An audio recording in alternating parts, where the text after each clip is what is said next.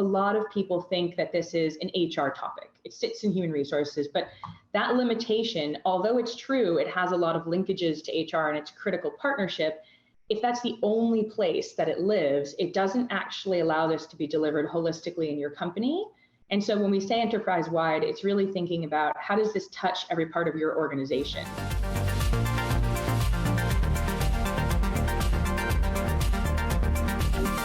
Hi everyone, welcome back to the HR Leaders Podcast. On today's episode, I'm joined by Lauren von Stackelberg, who's the Chief Diversity and Inclusion Officer at the Lego Group. During the episode, Lauren shares how to implement enterprise-wide diversity, equity, inclusion, and belonging, how the Lego Group are closing the gender pay gap, and how they're translating DE&I work into their products and customer experience. As always, before we jump into the video, make sure you hit the subscribe button, turn on the notification bell, and follow on your favorite podcast platform so you never miss an episode. With that being said, let's jump in. Welcome to the show, Lauren. How are you? Wonderful. How are you? Thanks for having me. You've officially won the award for the best sofa. I can't believe that's the back of your sofa. I'm like, what? That's amazing. My wife would love that. My wife would also she'd love it. I don't know where it would fit it though. You need a decent amount of room. Yeah, you definitely need a lot of space. Usually I'm in my office and the background is books and rainbows, but it's under construction right now. So you'll see that next time. Love it. How you been? It's been what, 6 months since you've been in the role? Time flies.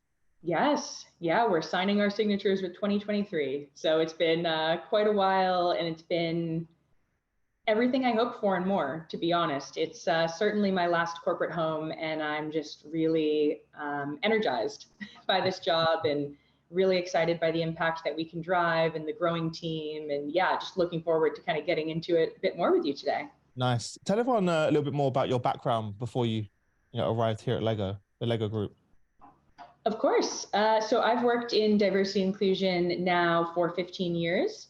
Started my life in microfinance. So really small scale lending. The way I was doing it was focusing on women of color below the poverty line. Did that work in Costa Rica, Ghana, India, and China. Wow. Had my own fund in Ghana. It's actually very surprising that I did that because I come from a no passport family. And so I'm the first one to leave the state of Massachusetts, the country of the US. And so those are some interesting places to kind of start to work, but it really helped me to understand systemic inequity and see the overlapping systems, right, of classism and sexism and racism in these contexts, in these spaces, and also the global differences of what this agenda is in China and what it is in Ghana and what it is in the US. Ultimately, I moved into diversity, inclusion, and corporate big banking, to be specific, because I felt a lot of the things perpetuated below the poverty line were being perpetuated above it. And so I spent a decade, Barclays, JP Morgan, building out customer diversity strategies, looking at supply chain, really thinking about the kind of enterprise-wide holistic impact of how companies espouse values into the world and actually live them. Led diversity inclusion also for Expedia Group in technology, travel, hospitality, and then Tate & Lyle, so British listed food and beverage solutions company. And then very privileged to have joined the Lego Group last summer. And so have worked in this space, been very privileged to work in this space for a very long time across a lot of sectors and a lot of countries. And I would say there's no one size fits all, but we can get into some of the nuance, the differences, the ways to scale solutions and impact. Love it. I don't even know where to start on that. That was an amazing background as well. It must have been amazing for you to see how this space has changed over 15 years. So you were really doing this work before it was like front of mind for organizations, right? Now it's like every organization has a DEI team, DEI function leader. Back then, probably very, very, very few companies were doing this work. I think a lot of companies had teams, had concepts around it, but I think it was very much legal requirements, regulatory standards. It was really seen as more of a compliance activity. And I don't think that the groups had the institutional power, budget, and positioning to really think about their role in, driving commercial outcomes, future-proofing the business, thinking about the brand, the employer brand, hiring, the workplace, the physical workplace, the digital accessibility. And so I think to some extent, the practitioners have been unleashed and are now able to drive much more scalable change and impact. But I think there have certainly been many folks. I'm standing on the shoulders of giants, so there's lots of folks that have been doing this longer than me that I've learned a lot from. Yeah. Walk us through your journey then. A big challenge for organizations is, how do you implement enterprise-wide DE&I? Talk us through your first 6 months. Where do you even start? Let's start there. When you first come into the organization. Yeah, I mean, look, this is my absolute favorite topic to wax lyrical about. So I don't even know where to begin. I'm so excited. But realistically, I'm going to explain what I guess we're talking about when we say enterprise-wide DE&I before going into examples. But really, it's kind of taking this topic from interpersonal to institutional. And I think a lot of people think that this is an HR topic. It sits in human resources, but that limitation, although it's true, it has a lot of linkages to HR and it's a critical partnership. If that's the only place that it lives, it doesn't actually allow this to be delivered holistically in your company. And so when we say enterprise-wide, it's really thinking about how does this touch every part of your organization? How do you embed it into the work, right? Whether you work in the D&I team or you're in another job across the company. If you think about the Lego group, and I'll give you one basic example and then we can go to the building blocks. If you took HR, and you took binary gender or gender diversity, we're prioritizing it in hiring efforts, right? So how do we ensure gender balance? How do we set ambitious targets? How do we build people policies around equal parental leave, around menopause? But then you also see it showing up in brand and marketing. So brand campaigns around girls, looking at how we get more girls into STEAM, closing the gender play gap. Then we see it showing up in product. You might see the Women in NASA product. You might see gender balance in Duplo mini dolls. It shows up in external partnerships, right? So we have our social responsibility teams, our government and public affairs teams working with UN Women, our recruiting teams working with women in data, us partnering with Girls Opportunity Alliance, Michelle Obama, Melinda Gates, Amal Clooney, on getting girls into education. And so really what it does is it drives scalable impact, but it operates as a value chain, right? So what you're doing is you have your internal proof points that you're actually living the values you're espousing out into the world. You then have aligned product, branding, you have digital accessibility to make sure all folks can actually access that. You'll have it in your supply chain. So your supplier diversity chain also marries back into that. And you'll also have it when you do communication. So every role in your business starts to see this as an underpin. Mm-hmm. Diversity and inclusion is how you do business, how you innovate, how you future-proof your business. It's not the obligation or responsibility of one person or one team that's going to kind of tell you what to do or do it for you. That's a high level how I think about it, but happy to put it further if you want. That was pretty comprehensive. I think about this all day. And I love the fact that you used the words, which we'll jump into now, the building blocks. Very, given your Lego, it makes sense. So walk us through the building blocks then from the beginning. Yeah. Would you like me to take you through a little bit how we think about it? Exactly. I'd love to break that down. Yeah. So I think what you will find, and what I have certainly found in the Lego group, is there is so much passion, energy, and expertise within organizations on this topic. And that was definitely true when I joined the Lego group. And it's just really bringing folks together that might be working in different verticals, might have different reporting lines, but all have the ability to impact and influence diversity and inclusion, and really building out a bit of a governance model, a framework of working together to kind of say, where does my role stop and your role start? Mm-hmm. If we're in a relay race, where do we pass the baton to make sure that each of the component parts are fitting together to get to a more inclusive outcome and a vision? And I think that's the most important building brick, building block when you start from the beginning, is identifying who are the stakeholders that comprise that value chain. Are there any gaps that you need to fill in that value chain? Looking at your communication, right? What's the North Star? What are you all working toward as a shared outcome and a shared goal? How do you communicate and storytell so that people can see the external and the internal proof points holding hands and being aligned? And then how do you listen, right? How do you infuse what your employees and your customers and your community's ambitions and expectations are for you on this, so that your work is constantly, you're receiving feedback, you're iterating, you're learning, you're growing. Diversity inclusion is in evolution. It's not a fixed state. Yeah. There is no destination. It's this journey. So it's having that commitment to having time and space to keep reflecting on what we've done, what we could have done differently, what we'll do next. But really, like any business, priority planning, right? Quarter by quarter, year by year, 5-year plans, and really thinking through what that group can do together. But yeah, aligning stakeholders, herding tigers, sometimes I call it, is really the most important integral step to get moving. So you were doing that when we first spoke, right? You were on the listing tour, as you called it, when we spoke. What were the key takeaways from that listing tour, and speaking with those stakeholders across the entire business, across the world? Yeah, look, it's a privilege to get to travel and listen, right? Active listening is a gift. Spending time with our employees is a gift, and I don't take it for granted coming out of the COVID world.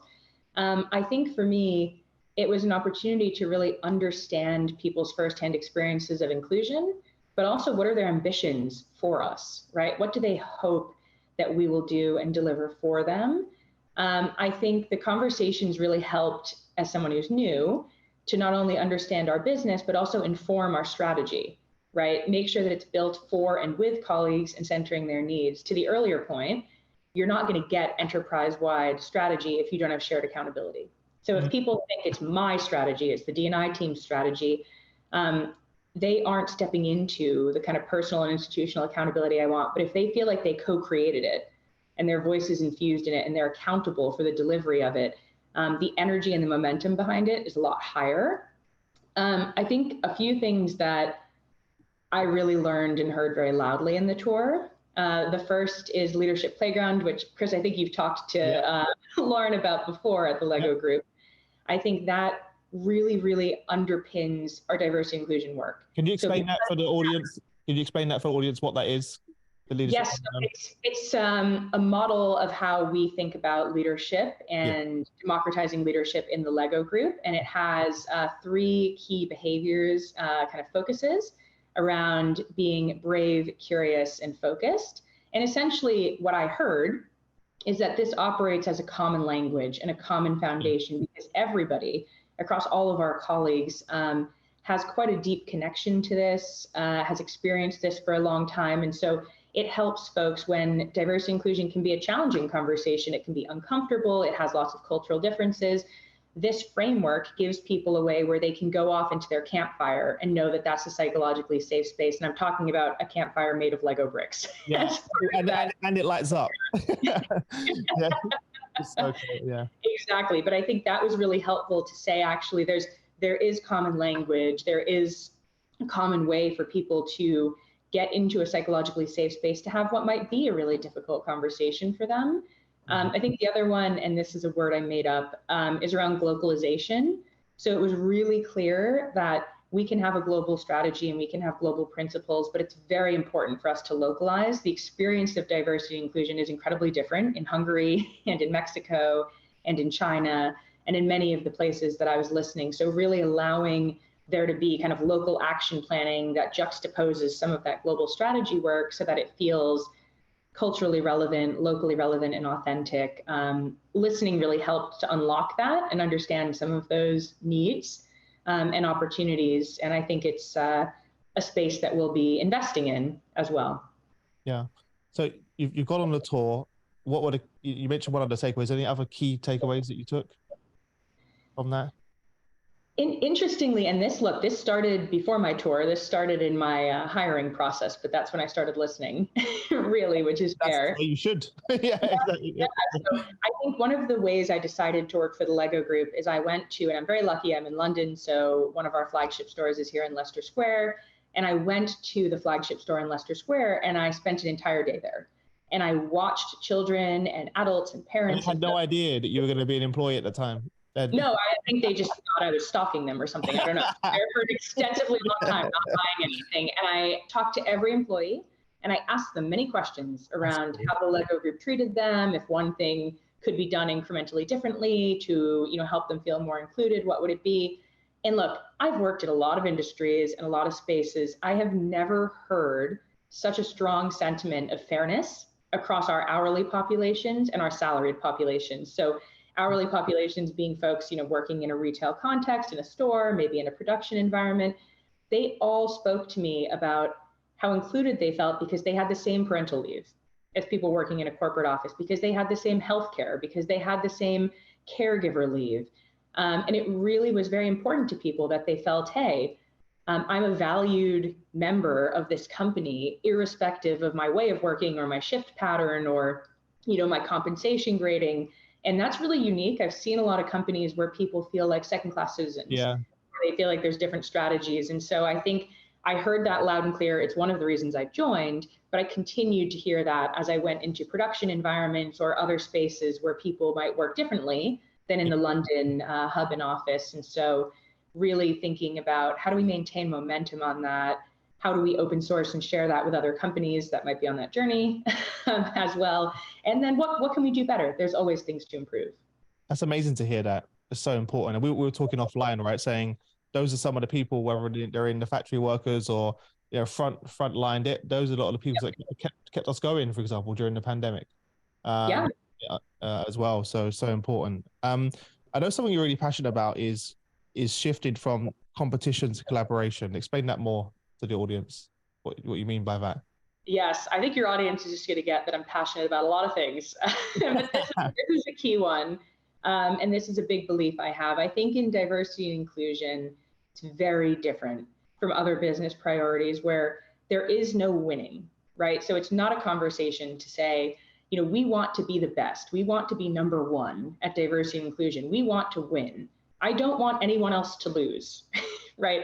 I don't want what does it mean for another company to lose at this, right? Like for us to win, do we want someone else to perpetuate inequity in society, to do harm, right? Like we're all losing if anybody is losing at this because the rising tides are kind of lifting all the boats. And so I think it's reframing that idea of if we have a solution, if we have something that has helped, if we have something we've learned that's been a mistake, that's done harm, let's open source that and communicate that so that other companies, don't recreate the wheel, can move forward with momentum, or, don't replicate the same mistakes and do harm. And I think that open sourcing of ideas, that collaborative kind of coalition building, thinking as an industry instead of thinking as one company, thinking of what we can do, what's our obligation as a toy industry?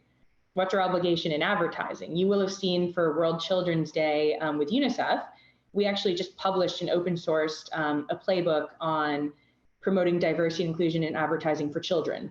So how do you safeguard children's rights? How do discriminatory norms and stereotypes and practices actually adversely impact kids' well-being and development? We use that to look at our own advertising, but why not share it with anyone else speaking to children, right, through the advertising world? And I think if more companies continued to do that, we would go a lot further and a lot faster on this topic if people didn't hold those cards close to their chest.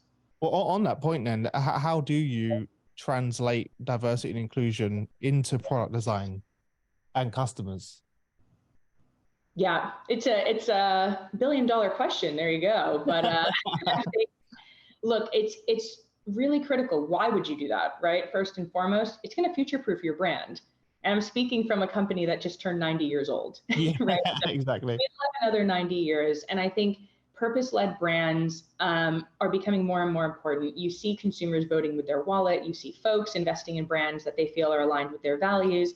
And so diversity and inclusion needs to translate, right, into the product that you're building for them, the experiences you're offering to them, whoever your customers are. I think it's important to know, like, what are your customers' ambitions for you on this so that you can actually live up to them and into them. Don't make assumptions, ask, right? Engage with them directly.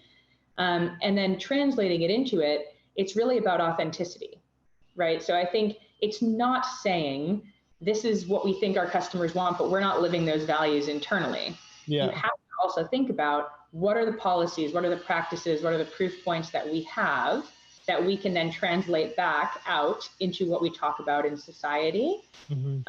I often ask comms teams, I don't know if they love this question, but just sitting with the question of do we deserve to say something, right? When a topic like this comes up. I can give you a couple examples if you want them, Chris. Yeah, great. I love it. Product and just to make, so I think we talked a little bit before about gender stereotypes. I called it the gender play gap. Mm-hmm. I love that, by the way. I thought I misheard that. So no. When you said that earlier, I was like, did you say gender play gap? No. I was like, that's so cool. There is a gender play gap. And so we think a lot, right, about play experiences. Yeah. We think about girls being held back from STEAM, right? So whether that's science, technology, engineering, arts, and mathematics, and actually looking at things like doing research and saying, okay, we know 80% of boys are being encouraged to code when they're young and only 20% of girls. And so how do we start to leverage play, leverage product, and make campaigns that we reach parents and educators to start to close that STEAM gap? We also, really have to hold ourselves accountable, right? We make advertising standards, we put them out in the world. We really want to do the right thing, but we also need to audit our work, right? So we work with the Gina Davis Institute. We look back every year at our TV assets, our video assets, our imagery assets, anything that we built, right? And we look at representation, gender representation, people of color, to ensure the direction that it's moving in, and that our internal design, our product processes are continuing to mitigate for stereotypes, right? So I think that it's a constant commitment to make sure that this is part of your product, your experiences. It's not just part of a framework. When you create something, there's an entire feedback loop. As well. But yeah, there's lots of product examples we can get into if you want to. Yes, I think Lego's always been kind of ahead of the competition, I think, in terms of introducing that into the actual product itself, whether it be through, Lego itself or the games or the movies that my daughter Robin watches. Share some examples. Yeah, I'd love to hear some examples. Yeah, I mean, I think if you look, and I'll just give you a few recent ones because you might be experiencing them. We have our new Friends group that's just launched this month in January. And actually, a lot of folks have grown up with Friends. It's a franchise we've had for a very long time, right? So now some of these characters are adults, and there's kind of a new group of children and young people in the portfolio. And for the first time, what you see in the storytelling and in the visual representation, you see a character with limb difference. You see quite a lot of various ethnicities represented, and there's really a lot of thoughtfulness in helping children see the reality of friendship, right, in the world and what folks look like, and also seeing themselves in the set and the experience. And so I think that's something that, it's long-standing, and it just goes to show that you can redesign and evolve and continue to make things more inclusive and representative over time. The other one that recently came out, and this is just one I like, is the Lego Ideas table football set.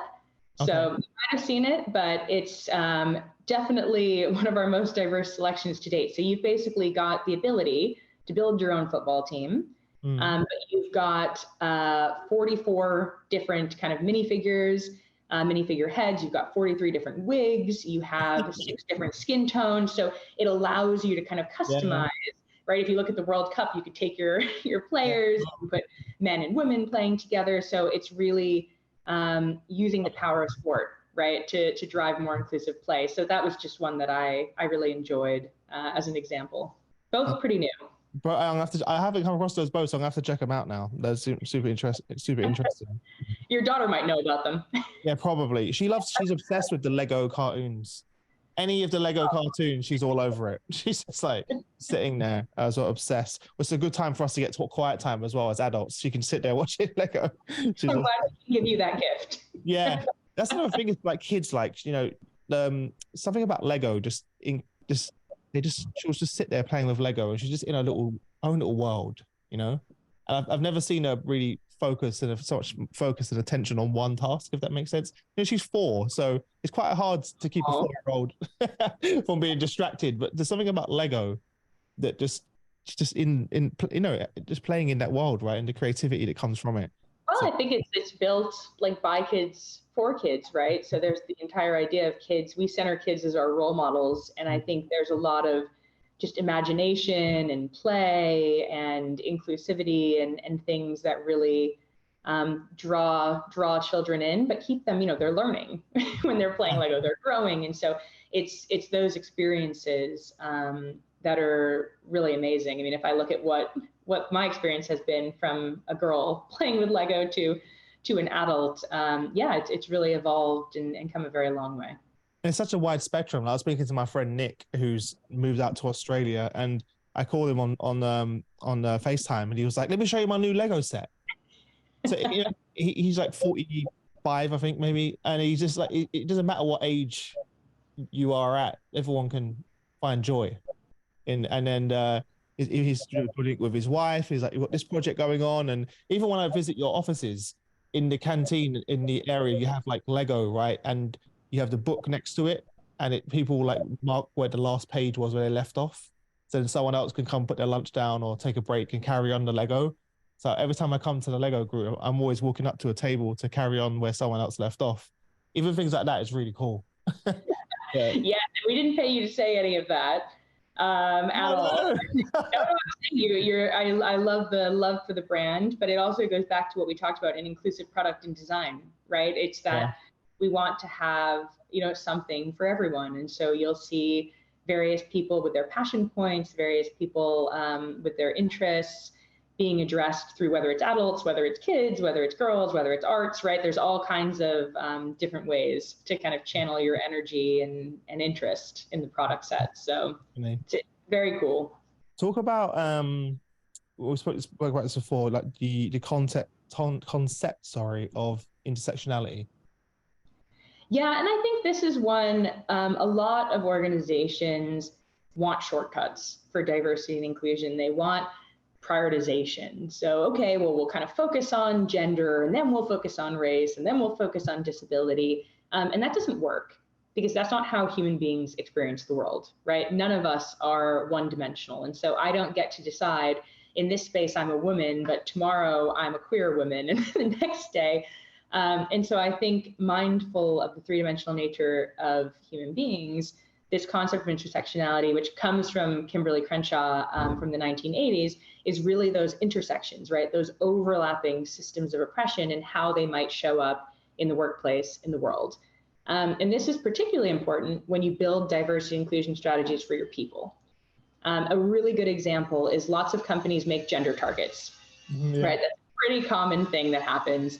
And so a lot of these gender targets disproportionately support the advancement of able-bodied white Western women, and then create a new problem, where on the other side, they're now saying, oh, we don't have representation of people of color. We don't have representation of people with disabilities. Well, women are half the world. So there are women with disabilities and women of color, and this could have been thought about when you thought about gender goals and targets. And so I think the reason this concept is so important is it really helps you to think about the reality of who your people are, the identities they hold, and how they might intersect and kind of interconnect to reflect the needs that they then have from a benefits standpoint, from a people policy standpoint, from a workplace standpoint. So it's more a kind of design principle, a way of thinking to really build policies, practices, ways of working that suit everyone. Yeah, definitely a great principle to have in mind, right? When you're having these conversations, and with the team as well. I'm wondering, kind of been on this journey right now, both in previous companies and where you are now. What would you say is the thing that you wish you knew now when you got started? And for those people that are listening to this that are maybe new on their journey, what are the things that you wish you knew when starting this work? It's hard to list one or two things. I think as many as you want. Yeah, I'll go with one. I'll give you one. So I think that it's that this work is really tiring and inspiring. It's really emotionally trying. And I think folks are very passionate about it. They care very much about it, but they don't necessarily realize how you can be very deeply impacted personally by things that you're solving institutionally. And that can be incredibly challenging. It's very hard when you're working on human rights and human lives to have a 9-to-5 job, right? You can work 9 to 5 hours, but it's not at 5 o'clock that it's done. You haven't solved a 400-year-old problem, right? In a day. So you're kind of constantly building and moving forward and really practicing radical self-care in order to be able to protect your boundaries and think about how you ensure you're not pouring from an empty cup, right? There's really a big practice of self-care. I'm not implying those things don't exist in other roles, but I didn't realize maybe quite the extent to which this showed up in diversity and inclusion work. Yeah, I hear that a lot from HR leaders, as you can imagine. They come on the show, but I like the way you put it though, tiring but inspiring. When people ask how I am, sometimes I say tired but inspired. Yeah, but it's so true. That's the great way of putting it, right? Sometimes you are tired and you feel exhausted, but at the same time, you're also really inspired by the work. It's kind of a weird juxtaposition like Yeah. on both sides, but it's such a good way of describing it as well. Listen, Laura, before I let you go, I want to jump into our quick fire round. Yep. So I'll ask you some questions, but you've only got 30 seconds per question. Okay. No pressure. Are you ready? Yes. Yeah. What's your number one hobby and passion outside of the office? Reading, total bibliophile. I'll read Yeah. 100 books a year, nonstop. Really? Oh my God. What's on? I know not to put you on the spot, but what's some go-to books that you'd recommend? I'm going to do diversity and inclusion books, given the topic. The Wake Up by Michelle Mi-Jung Kim has everything you ever need to hear and read on this topic. Okay. And DE&I Deconstructed right now, I'm reading by Lily Zhang, also amazing. Anything by them is amazing. All right, we'll put them in the chat for everyone. If you could click your fingers and change one thing around diversity and inclusion, what would you change? I would encourage folks not to accept the status quo, not to do things because they've existed for a decade or a long period of time. Constantly redesign and rethink. Think about what policies could be fairer, could be more inclusive. Ask yourself, who does this policy or practice inadvertently disadvantage or exclude? And then redesign with some of those principles in mind.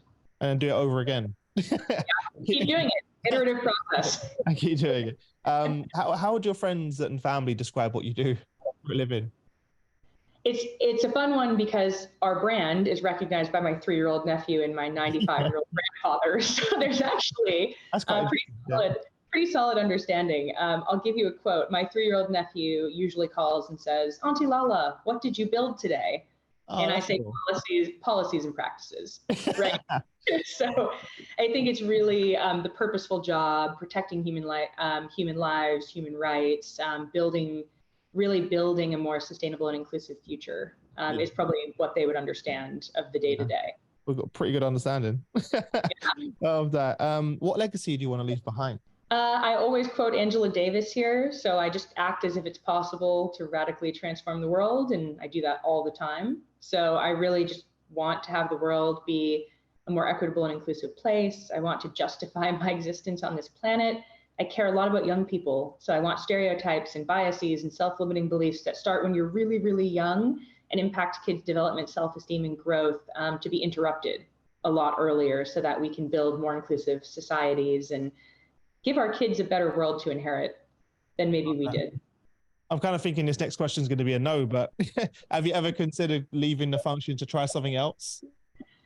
I've never considered quitting the Lego group, but I have acted upon quitting in many other roles.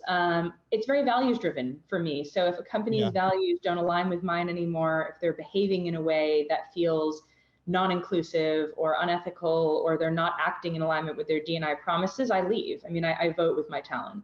Love that. So that's a really important thing to think about doing. Well, I was actually referring more to the work of D&I, but I love that answer as well. I mean, switching career into I couldn't even imagine. I couldn't even fathom me not D&I. I couldn't even think of the question in that way. Yeah, the fact that you couldn't even think of the question that way says all that we needed to hear on that. What's the biggest investment you've made in yourself? Coaching. My coach, I say she's on my personal board of directors, but by far having someone hold a mirror up to you and help you recognize the things you can't unlock within yourself. I mean, it's profoundly important to anything, including careers. Love that. Who would you say is the one person that had the biggest impact on your career? My mentor, actually. Yeah, it would be my mentor who I've carried with me over almost a decade now. From banking. Can you give them a shout out? Did I do what? Can you give them a shout out? Oh yeah, Wasim Mushtaq. Absolutely incredible, polar opposite of me, huge operations and project management expertise and banking transformation. And we are incredibly different people. And he has made me an incredibly and increasingly better person with his mentorship over time. What do you think the biggest learning you've taken from him, would you say? Oh God, there are so many. I think learning a lot about the difference between courage and confidence. I'm a very confident person, but that doesn't necessarily mean and translate into courage. right? To take risks, or as I talked about earlier, to vote with your talent or move in line with your values. And so really kind of unlocking that within myself in order to move forward in whether it's my career or my charity work or personal work. They're all very interconnected. Love that. And then last question, what advice would you give to the DE&I leaders of tomorrow? They're going to be stepping into your role. I think I would go into, and this is how I sign all my emails, go into the concept of love and gratitude. So empathy building, getting deep and emotional. Don't underestimate the power of emotions at work. Maya Angelou says, people will forget what you said, they'll forget what you did, but they won't forget how you made them feel. Mm-hmm. And just centering that in the workplace, I think is really important for all leaders, not just HR. Amazing. Well, look, thanks so much for coming on the show. I can't believe we just had that conversation. You've only been there 6 months. We'll do a check-in in 6 months' time or a year's time and see how you are. But thank you so much for sharing your journey and your experience. Really excited that you found a home that you truly love at the Lego Group.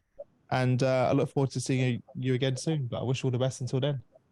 Yes, thank you very much for giving me a platform to share. And if folks need any learning, any support, any help on diversity and inclusion, I'll practice what I preach on collaboration over competition. So reach out if there's something that we can support with, something we can open source, really trying to build a more inclusive world together. So amazing. And I think probably the best place for people to catch you over on LinkedIn, right?